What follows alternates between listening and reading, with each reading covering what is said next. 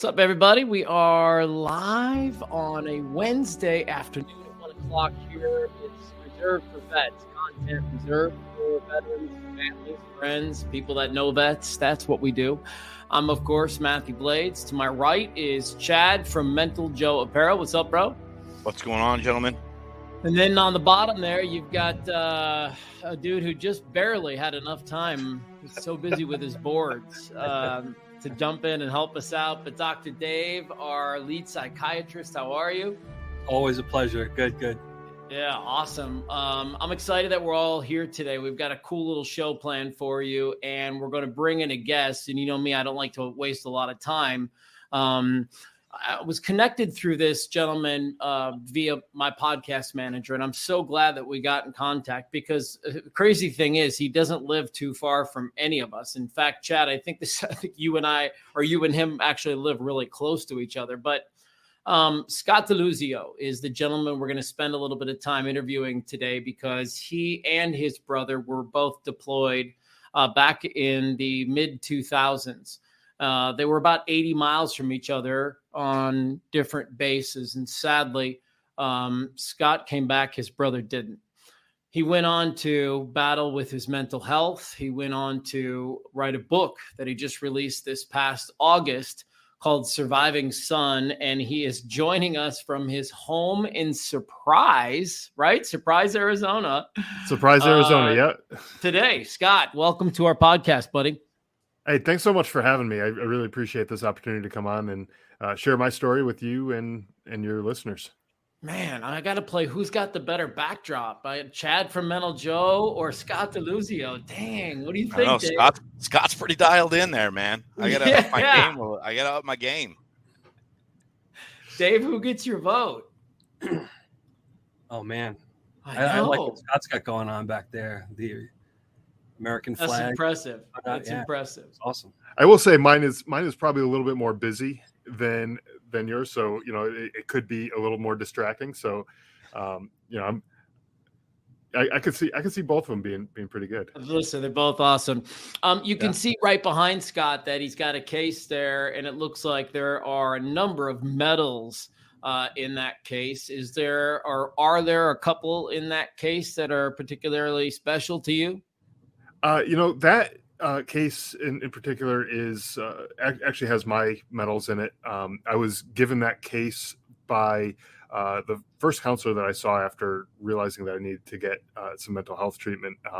He gave it to me. Someone had dropped it off or donated it or something like that. And he was like, I don't know what to do with this thing. And I was like, well, what the hell, I'll take it. And so I took it. And it sat in a closet for years and years, and I did nothing with it. And then finally, I was like, I'm tired of tripping over this thing. I have all these things. I might as well just put them in here and set up some sort of display here. So finally, I did that and put that together. But honestly, the one at the very top center of there is called the Combat Infantryman's Badge, and that is awarded to infantrymen who have actually been in combat with the enemy. And so that particular badge I was awarded for actions that took place actually the day that my brother was killed. And so that one would have had pretty significant meaning to me had my brother not been killed, but given all the circumstances of that day, it's one of those things that forever changed who I am and stuff. So it really has a lot of meaning to me. Is that flag above it his? The flag that was that was draped over his casket is actually with my parents, but that one was flown over the Capitol for him, and so my parents were just so overwhelmed with all the support that they received as far as letters and gifts and other things like that. They gave that one to me so that I could hang on to it, and so I decided that's a pretty fitting place to put it. So yeah, Dave, I'm going to come to you in just a second, but Chad, I want to come to you right away as a guy who's been in battle too and had a band of brothers around you like this gentleman here. What do you think about when you hear somebody's brother being killed in action?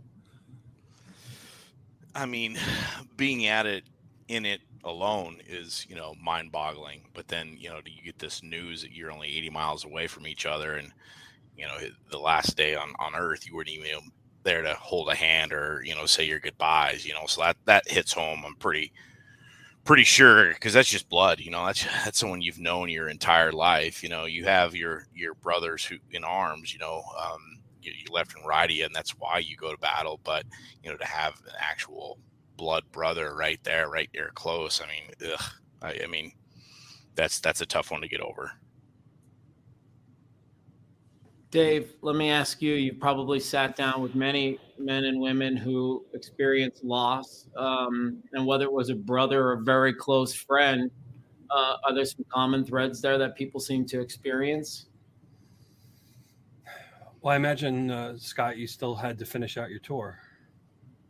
Well, so actually it was kind of interesting how it took place. So the day that he was killed, I was actually started my journey back home very shortly thereafter. So he was killed. I found out about it later on that day. About 20 minutes after finding out about it, we were in a firefight, and we were in some stuff there. After that firefight, I was flown out of the village that we were in, and that started my journey home. I was only supposed to have, I think it was 10 days or maybe 2 weeks or something like that, back at home for his funeral and things like that. But then I was supposed to come back home.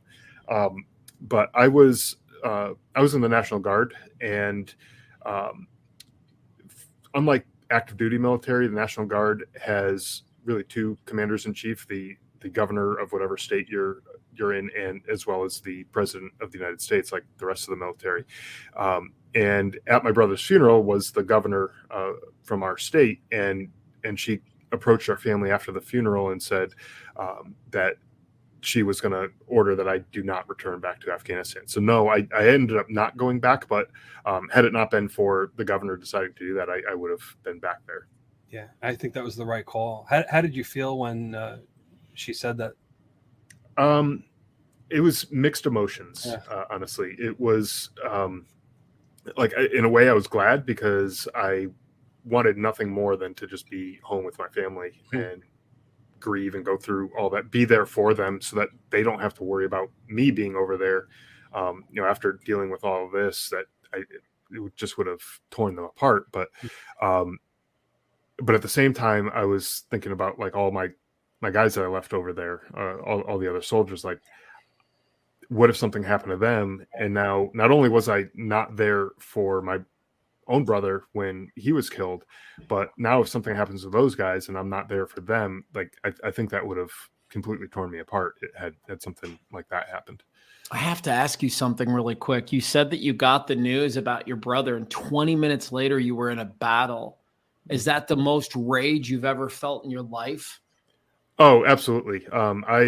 It was pure homicidal rage at that point. Like I actually wanted people to come after me because I wanted to kill them. Like I was just straight anger, rage, everything.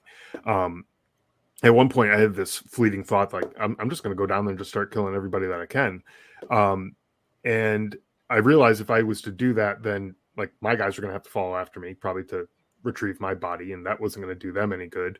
And then, my parents would end up getting a second knock on the door saying that both of their kids were killed that day. That wouldn't have done anybody any good. And so it was like, if I didn't have anybody in the world that I cared about, I probably would have done something stupid like that. But I held myself back because I was like, this would just make things so much worse for everybody that I care about. And, I couldn't do that to him. God, I can't. I mean, I literally just can't even imagine how much emotion must have been bottled up in you in that time period, Scott. It must have been. I mean, you must be able to almost go back to the moment now, right? I mean, it has to be so permanently etched in your brain, right? Oh, for sure. I can, and I can feel the same, like that anger coming back, and like I can feel those same emotions and understand all of that stuff. Obviously I'm not at that same mental state that I was back then, but it's one of those things where yeah, I can vividly remember and recall so many details from that day that are just etched in my mind for probably the rest of my life. So this is what's kind of cool about our podcast, Scott, is that we talk about mental health. And so Dave and Chad, I want to bring you both in, right? Because we talk about this all the time. People are going to come back. They're going to remember things. They're going to experience things. It's going to move through them again. And Dave, you've always got so many good things to say about this. So I'm just going to let you rip into how people can handle that when it comes up, what they can do. Well, I'm glad that you're able to have some time to grieve. From my point of reference, I don't think I've talked with anybody that lost their brother in combat, but certainly other people that have lost close friends. And then you have to get up the next day and go out and do it again.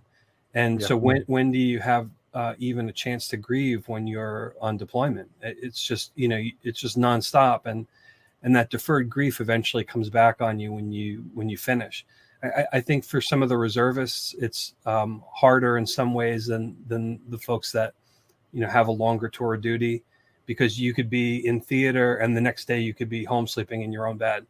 And that transition can be very jarring. You don't have a period to kind of unwind from it a bit. Yeah, and that's sort of what my experience was. Literally the day he was killed, I was in combat. I left Afghanistan the next morning.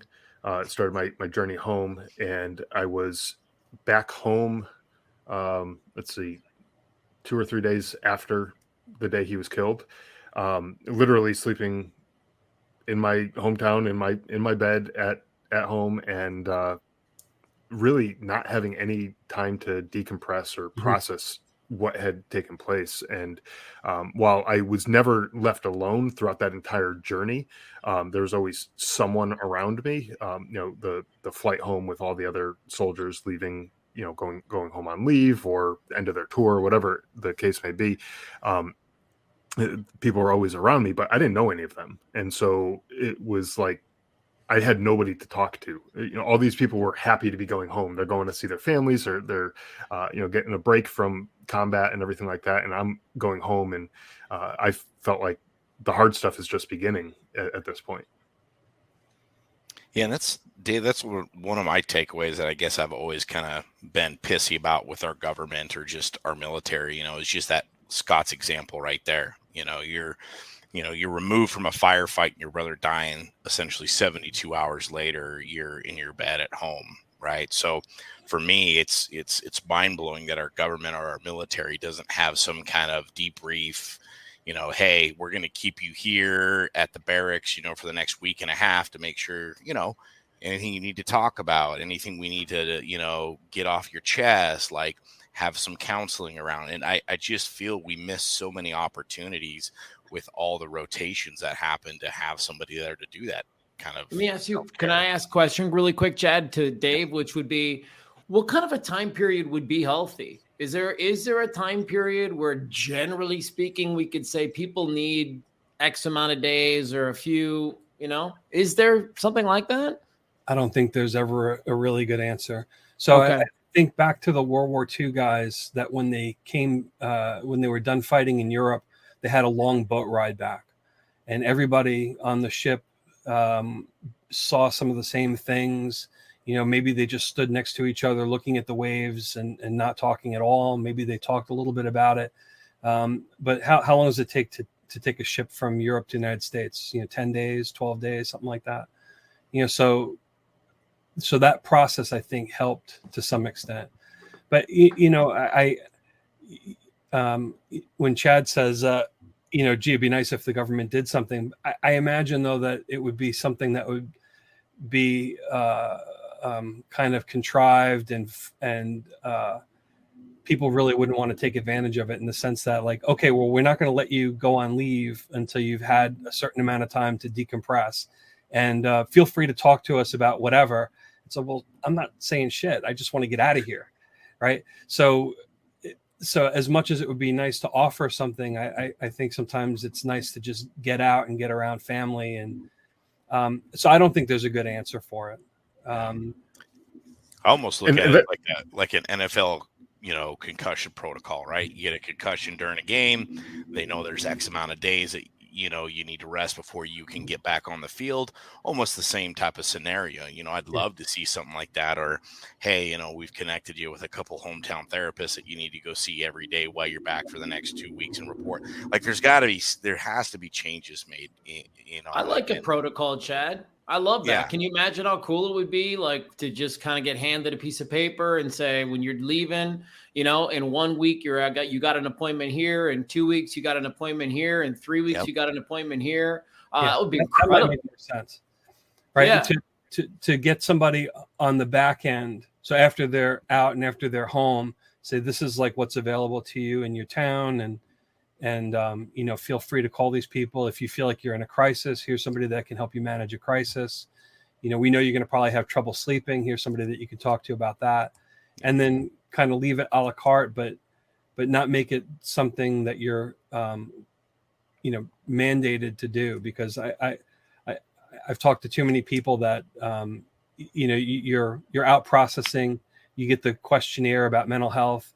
You say yes to one or two things, and now you're stuck for another 4 days because they're going to set you up with, you know, appointments and stuff. And you just want to get out. You just want to get out and see your family. And that's exactly what my experience was too. Because a few weeks after my brother's funeral, I got a call from our chain of command back here stateside, and they said I need to out process from, you know, to take me off of active duty status. And so I was like, okay, cool. So where do I go for that? And where we had processed in, so we lived in Connecticut at the time, but where we processed into active duty status was in Indiana. And so they said, well, you got to go back to Indiana to do all that. And I was like, are you shitting me? Like, I got to go all the way over there. Like, I just got home. Like, I just got back with my family, and I'm still like trying to figure out what the hell's going on with my life here. And now I have to go all the way over there. So they gave me like 3 days that I had to go to Indiana to do all the medical, the mental health screenings, all the stuff that I had to do, all the paperwork and all that kind of stuff. And I did it all in a day because just like what you were saying, I just pencil whipped all of it.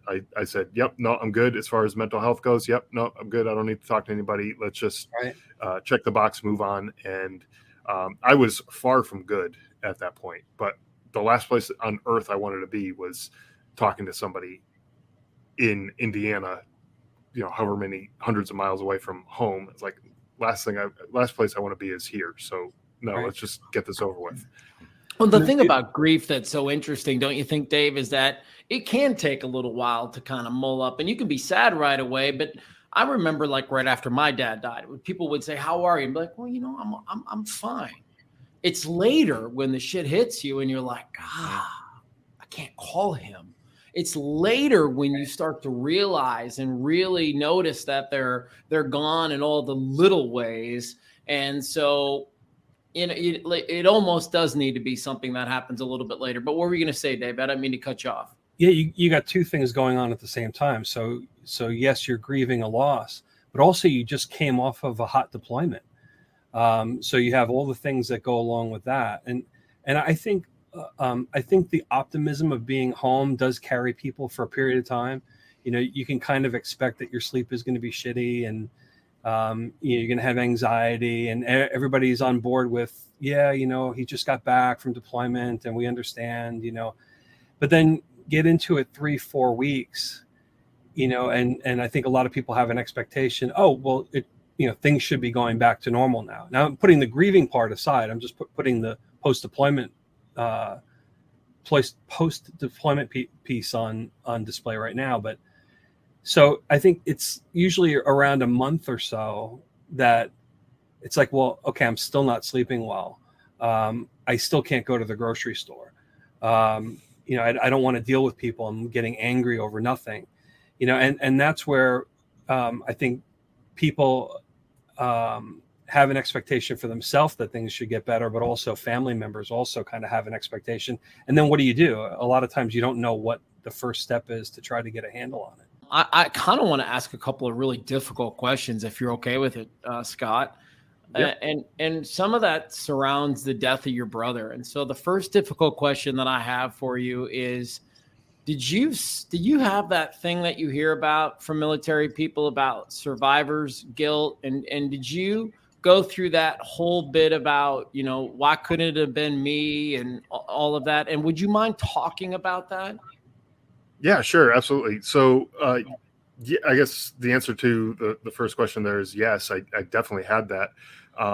Growing up, I was the older brother. And so, I was the one looking out for my brother, making sure he was okay, making sure he was safe and all those kind of things. And, when you look back at our childhood, maybe I was, helping him stay safe from the bully in the neighborhood or at school or something like that. And like in the grand scheme of things, like that stuff didn't matter. I was there for that stuff, but I wasn't there for when he really needed me, when shit hit the fan and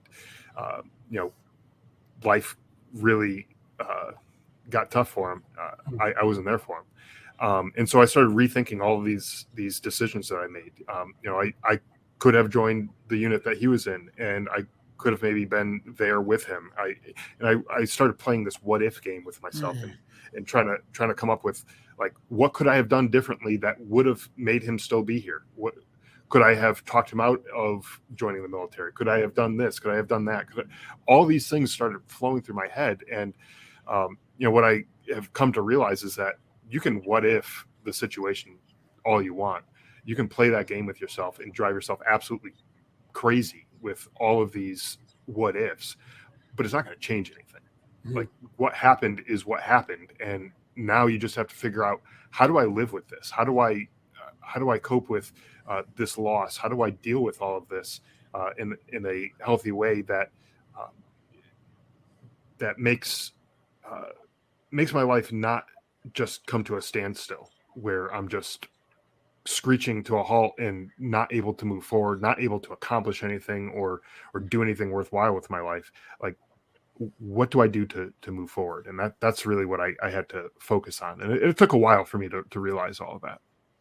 So then the second question that I think is probably tough is, you mentioned that you had your mental health battles. And so what did you get wrong at first? And what did you try at first that was clearly unhealthy? And what did you end up finding that, worked for you? Yeah, I got a lot wrong at first. At first I was... Chad, stop laughing at him. So did you. So did I. I think, what though, hindsight's 2020. We could all look back and be like, what? Yeah, I screwed that up. But, and that's fine. As long as we learn something from what we did or didn't do, or whatever the case may be, and grow from that and learn from it. And, in my case, I found myself drinking way more than I ever had. I would not be able to sleep at night. I had the worst sleep of my life during this time period. And the only thing I found that would get me to sleep is just to be like blackout drunk. And I would just drink until I woke up and it was like, the next day or whatever. But obviously your sleep when you're drunk like that is not good, restful sleep like you need to have. And when you wake up the next morning, you're hungover, you feel like crap, you're just in a terrible mood. Like, everything is just worse off because of that. Right. And so I found myself in the mornings drinking a crap load of caffeine, coffee, energy drinks, whatever that I could get my hands on, to kind of wake myself up, get myself going so I can actually function throughout the day. But that I found was creeping later and later into the day, which was then affecting my sleep. And it just became this vicious cycle where I was never getting good sleep. On top of which we had young kids at home during this time. So no parent of young kids ever gets a good night's sleep anyways, but it was just compounded with all of this stuff too. And so I was dealing with all of that. I was dealing with anger issues. I was still just getting so angry and frustrated at the littlest of things. Like, as mentioned, I had little kids at home, they would spill something or make a mess or whatever. And I would just like completely flip out and start screaming, like, what the heck? Like, I was not in my right mind at that point. It was just not a good situation. And, it all kind of hit like a rock bottom moment when there's this one day, and I read about this in my book, where our dog was sick and she threw up because she was sick, and she threw up in our bedroom on the white carpet that we had, just inches away from the bathroom that had tile floor. And I just started flipping out and yelling and screaming, like, about how I was going to have to get a steam cleaner. It's probably stain the carpet. It's, I'm yelling and screaming like a irate maniac. And I'm like, why couldn't you have just thrown up in the bathroom? It would have been so much easier to clean up and all that. I was just not a very sane person at that point. I was just completely losing it. And I realized, like, this isn't me. This isn't the person who I was. It's not the person I want to be. It's the person who I am right now, but I need to do something to change this. And so that's when I decided the next morning, I woke up and I called the VA to make an appointment to get some help, because I was like, this can't keep going. I don't want my kids growing up with a jerk of a father. I don't want my wife to be married to some guy who she doesn't even recognize anymore, because that's really who I was. And like, something had to change. I couldn't keep being this way. And, it just kept getting worse and worse. And, the more I thought, like, oh yeah, I can handle this, it just kept going the opposite direction. I wasn't handling it, and things were not going very well for me. I gotta say, man, thank you for sharing that so candidly. It takes a lot of courage to tell that story, and I appreciate it. I know the guys do too. Anything you gentlemen want to ask? Well, just an observation. The story, the process that you went through dealing with the PTSD part of it is very familiar. I've heard similar difficulties from a lot of people over the years. But I think when you add to it the grief of losing your brother, that situation can get you stuck, because a lot of times people kind of wait for something to change before they can move forward. And there's nothing that can change that situation. So at some point you have to find a way of letting go of it and allowing yourself to move forward, or else you just get stuck in that cycle. And there's really no way to break loose of it until you can let go. Yeah, and I think too, this is the reason, like, all four of us men are talking today and kind of have this type of a podcast, is to raise the awareness of, like, hey, these stories are echoed across how many different mountains and valleys and states throughout, America, with other veterans with the exact same, little different variables here and there, but for the most part, it's the anger, it's the drinking, it's how do I get better, what's my mental status, how do I get on this train.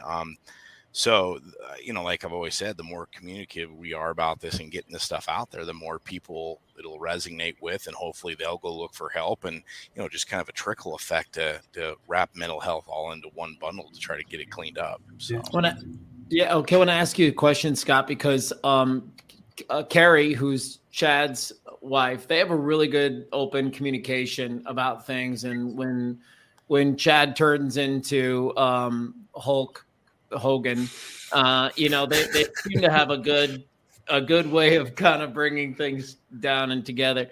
How long did your family put up with your behavior when you were kind of spiraling? And were they trying to get your attention? Were they in your face about, why do you keep acting like this? Or did they just absolutely try to cater to you because they could see how much pain you were in?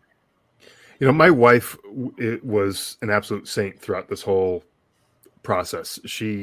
Without her, I don't know how I would have turned out after all of that. When we got home, I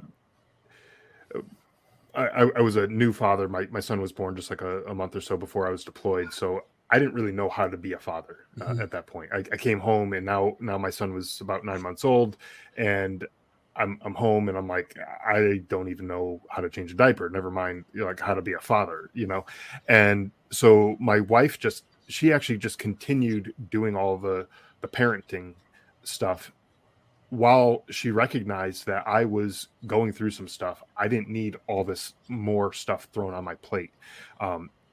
she figured, if I miss out on changing a few diapers, it's not like the end of the world for me.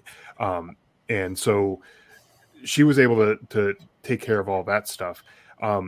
And she realized I needed some time to process things that were going on and the stuff that I was dealing with. But it was all came to that one moment when I was basically irate, screaming at my dog about that, where she was like, "Look, you've tried to kind of get through this on your own, but you need some help." And I realized it too before she even said it. I was like, "This isn't me," but she was like, "Yeah, something's got to give here. Something's got to change." And I was like, "You're absolutely right. Something does have to change." And so that was what drove me to do that. But I mean, she was so great as far as listening to what I needed and listening to what I was going through, and I was able to talk to her about all sorts of different things, and she listened without any kind of judgment. It wasn't like when I would tell her how I was basically ready to go kill a whole village of people in Afghanistan, it wasn't like she was looking at me like I was some sort of crazed lunatic. She was like, "Okay, well, I kind of get it.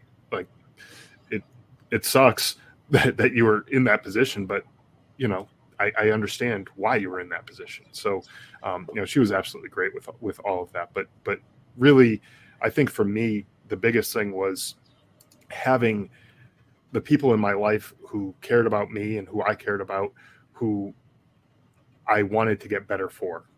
Because like I said, if she wasn't in my life, if I didn't have kids, or if I didn't have family around me, I don't know that I would have cared enough to get the help that I ended up getting.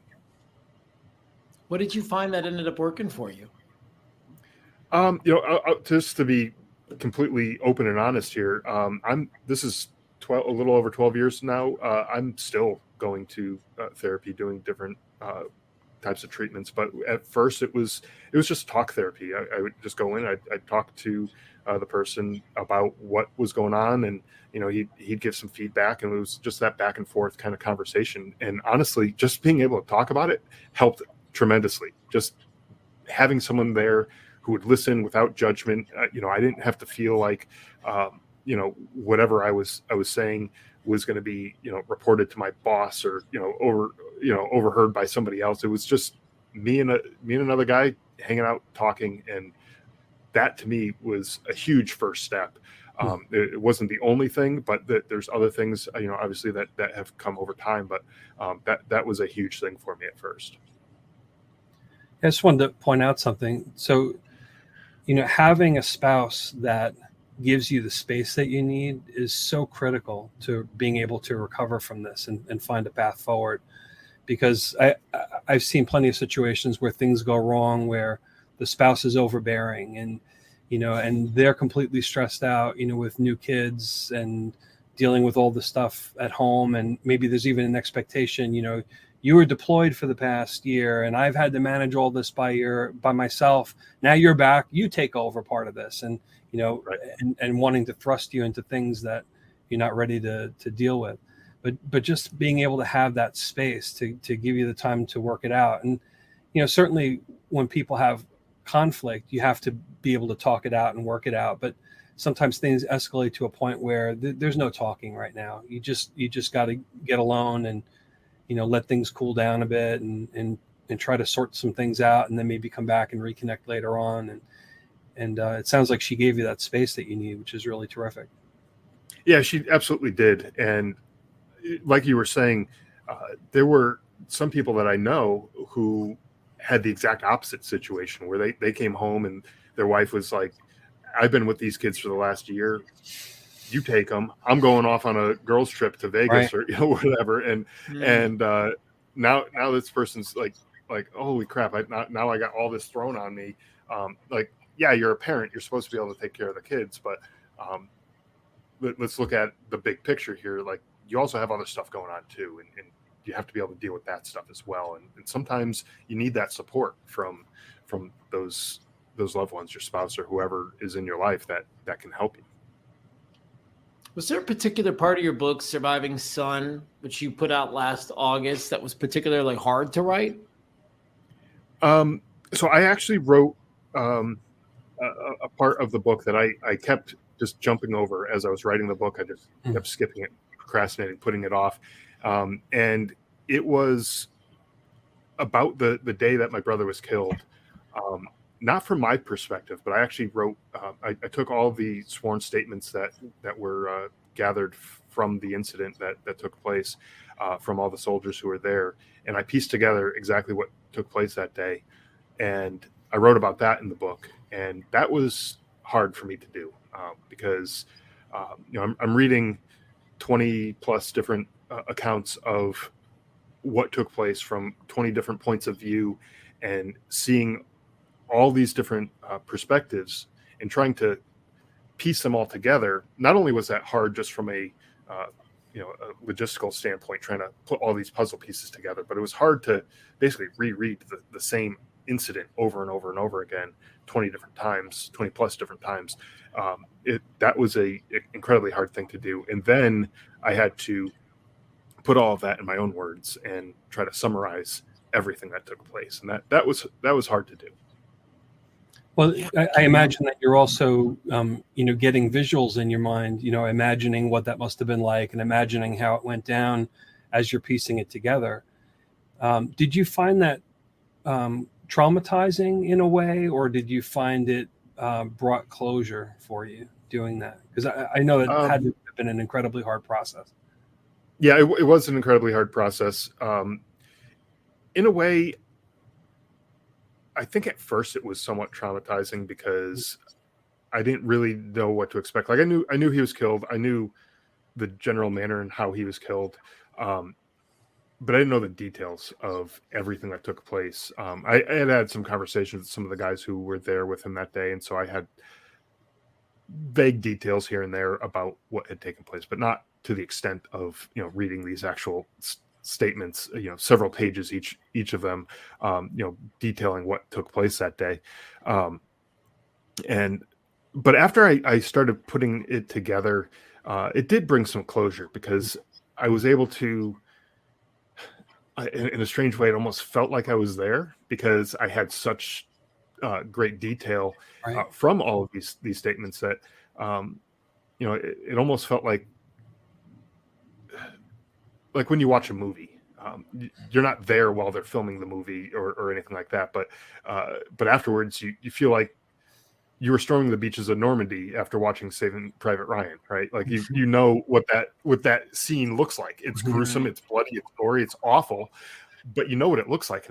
And in a strange way, you feel like you have experienced some of that. Obviously not like it would have been in real life, but But that's kind of what it felt like to me. It was almost as if I was watching a movie of that or whatever. And so like I had that scene painted in my mind the same way that you might after watching a movie. Chad, I would imagine that you had to go through something similar to that when you had your parachuting experience, where everybody had to come together, give their statements, talk about what happened. Or was that not the case? Did you do such a good job of brushing that thing under?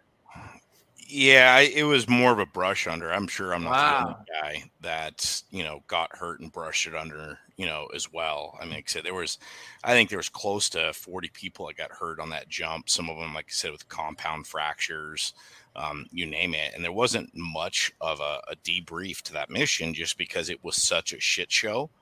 Like people were pissed off. And if I remember correctly, the pilots of that ended up getting demoted because it ended up hurting the readiness category for Ranger Battalion because we lost so many guys, just to injury and shit. So I'm sure there was others that just kind of stuffed it and went about their way and said, "Oh, we're doing the Army thing or the military thing. Here's some Motrin and just kind of keep your mouth shut and keep pushing forward," kind of a deal, Yeah. Hey, Scott, you talked about, talk therapy was really critical for you coming around. You mentioned that you tried a couple of other things. What other tools did you find along the way that were successful to you? I mean, Chad up here in the upper right, he's a huge proponent of ketamine. We talk about what that's been able to unlock and do for him along the way. Have you gone down any unique roads yourself? After I started my podcast, the Drive On podcast, about little over 3 years ago now, and I started talking to people about things that they've done and experienced and stuff like that. And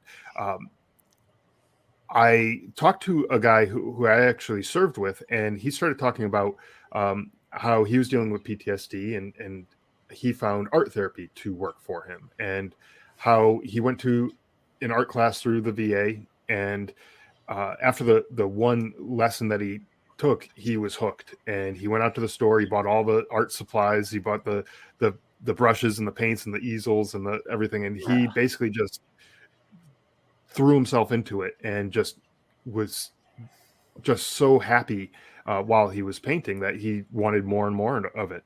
And so I started hearing him talking about it, and I was like, I don't know, I haven't picked up a paintbrush since like elementary school or whatever. So like, what does this have like for me? But I was like, it just hearing him and knowing him who he was before he tried this, I was like, this doesn't even seem like this type of guy who would do this kind of thing. And so I was like, well, let me give it a try. Let me get some, some cheap art supplies and see what I could do. And worst case scenario, it sucks and I throw it away and I forget about it. And, no big deal. Right. And so I started doing it, and I was like, I see what he means, because you sort of get lost in it, in the work as you're there doing that artwork. It's like everything else is just kind of like noise that you kind of push away, and you just focus on like what's going on that canvas or with whatever the medium is that you're working with. And that's the only thing that matters at that point. My wife actually, she said that one day I was painting, and I was doing something. It took all afternoon. I started like right around lunchtime, and it was like dinner time. And she was like, "Yeah, we're about to eat. Are you about done here?" And I was like, "Holy crap! I didn't even realize this much time had passed away, or gone by." And I was just so focused. And she told me that when I'm doing that, I'm actually much happier. And so I was like, well, I probably should keep doing that, because if it's making me happy, like why am I going to screw with it? So so there's actually some stuff on the wall. I was going to say, is that your stuff behind you? Yeah, over here. That's stuff I've done, and lately I've had some stuff going on that I haven't had a chance to paint it quite as often as I might like to do. But seriously, when I sit down and I'm painting, it's like everything else is just not even an issue anymore, and I just focus on that, and it's kind of cool when I started doing that. I wasn't expecting that kind of a response from it. I'm going to put his link in the comments right now, because I was on his site yesterday, and now it's all coming together, right? You painted all that stuff, all of the artwork that's on your site. You did. Yep, absolutely. Oh my God. You guys you gotta click the link when you get time and go check it out. You do a great job, man. I mean, that painting behind you is beautiful with the sunset. You can tell you live in Arizona. Yeah, that actually, when I started painting that one, I wasn't even sure like how it was going to come out, or what exactly I was going to do with it. And I was like, oh, this kind of the sunset kind of deal is looking pretty good. I was like, let's roll with it. Yeah, man, that's great. I know you've got the book that people can go out and pick up, and I think a lot of people will after listening to this podcast. You offer some speaking services. What's the best way that you can honor your brother for the rest of your life, Scott? Honestly, the book has been a big part of it, because I feel like not only is it my story, but it's his story as well. And by me telling it, and writing it in a book format, it's something that's going to outlive both he and I. And when years and years go by, after I'm gone, someone's still going to be able to pick this up and read his story. And I feel like that is something that will help keep his memory alive for years to come. He only had 25 short years on this earth, and anything I could do to help share his story, even coming on a podcast like this and talking to people, just having people listen to the story and hearing about it, that to me is huge, to be able to help spread the message about who he was and the type of life that he lived. That to me is huge. And I appreciate this opportunity to come on and share it with you guys. Yeah, I want to know, my little brother and I grew up playing catch. We grew up playing war. We grew up playing hockey together. What's kind of your favorite stories you think about you and your brother's childhood? You know, this actually was a little bit later. We did all the typical stuff that brothers do. We got into fights with each other. We played together. Like we get into a fight, and then like 10 minutes later, we're best friends all over again, and it was awesome. So. But there's this one thing I write about in the book. This happened a little bit later. I think we were maybe college age or whatever. But this goes to show just the type of person that he was. And we went to go. Speaking of hockey, we went to a Boston Bruins game up in Boston, and they were playing the Montreal Canadiens, and Bruins won. And he and I, few beers deep after the game, we're getting a little rowdy. And as we're walking out, anyone who's ever walked out of a professional sports arena knows like the sea of people kind of waddling like penguins as they're trying to make their way out of the building. And my brother sees this whole crowd. And again, we just beat the Montreal Canadiens. And he starts a USA chant in this hallway. And he gets the entire arena to start chanting USA, USA. And it was so hilarious. Like I was like having trouble catching my breath, like at how funny this was, that he got this entire crowd of people. They don't know who the hell he is. It's kind of like the person who starts the wave and gets the whole arena to do that, right? But he gets all these people to start chanting USA, and it was just so hilarious. But that's just the kind of person he was, and it's like all sorts of things like that he did growing up, just really kind of stick with me and resonate, and it's those good memories that I like to cling on to. And I don't remember the little petty fights that we had as kids growing up. Like none of that crap matters. It's the good memories, the fun times that we had, the stuff that we got to do, playing catch in the yard, or wrestling each other on in our bedrooms. We take all the pillows off the beds and just start like wrestling each other on that, and just like beating each other up and everything. It was fun, so it's those kind of memories that are sticking with me. Yeah. Any final thoughts from you, Chad? No, I mean, it sounds like he's got a grasp on a lot of stuff, and getting the right help, and it seems like you're in a lot better space. Like you said, you still kind of have your daily struggles, but I appreciate you sharing your story, and hopefully, like I said, same thing resonates. I love the art therapy, probably something that I can relate to, kind of like with the different designs that we do for our shirts. Like I can hear that, like I get into like, how are we going to sketch this out? What is this next design on the shirt looking like? So from a different art perspective, I can get where you can definitely get lost in that. So congrats on finding your kind of your wheelhouse and what helps you kind of keep moving along. Dave, your final thoughts? Yeah. Of all the different treatments that we've talked about in different podcasts, this is the first vote for art therapy. It is. It shouldn't be a surprise. I mean, I have an art background myself, and I know when you're talking about getting lost for hours and hours, an entire day can go by, and then you realize, oh my goodness, it's late already. But one other thing I wanted to say too is, and we've talked about this on previous podcasts, narrative memory is the highest form of processing trauma, right? So when you can finally figure out how the traumatic event fits into the story of your life, fits into the timeline, and you have a story around it. And writing a book and being able to talk about it puts you kind of right in that spot.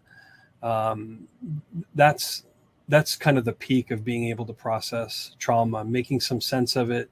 Even if the situation itself didn't make sense, trying to find its place in the bigger scheme of things, and getting some meaning out of it, and ultimately some direction, and then if you can take it and use it in a positive way to help other people, that's just icing on the cake. Yeah, absolutely. And when I wrote this book, initially it was really just, I wanted to put some stuff down so that it would be there for my kids, their kids, and future generations of people to read. But as I was writing it, I realized that there's more to the story than just just what happened, and that there's some lessons that people can maybe take away, and hopefully it helps people. So time will tell. Yeah, time will tell. I love it. Well, listen, so great. Do you want to say one more thing, Dave? Go ahead. Yeah. The part of the problem is that trauma is so isolating. People feel like they're the only one going through it, and they feel like nobody can understand, nobody can relate, and it tends to cause people to sink inward and withdraw. And just having somebody else put their story out that they can read and kind of see, find some common points in there for themselves, it brings them back into humanity again. Yeah, go hit that website. Go hit that website, please. The Drive On podcast is like almost 300 episodes in. This guy is clearly on a crusade. He's got the book called Surviving Son, which he just read and released last August. And I think a lot of people, I know Tommy Parsons has been watching us for pretty much the whole thing, and I want to say thanks for the comments. And he wants a signed copy of the book. I don't know if that's possible, but that's what he's looking for. Signed copies of the book are definitely possible. Just reach out on the website. Actually, the Drive On Podcast website you can go to, and you can buy it there, and you can put in the comments, whatever you want for signed copies or whatever, and I'd be happy to do that. I love it, man. Thank you so much for your time today. All four of us, all three of you guys, for sure. I really appreciated having you on, Scott DeLuzio, and we will hopefully bump and cross paths again, okay? I'm sure we will. Thanks so much. All right. Yeah, thank you. Chad, have a great afternoon. Dr. Dave, you too. All right. All right, guys, thanks for watching. We appreciate it. We'll see you next Wednesday right here on Reserve for Vets.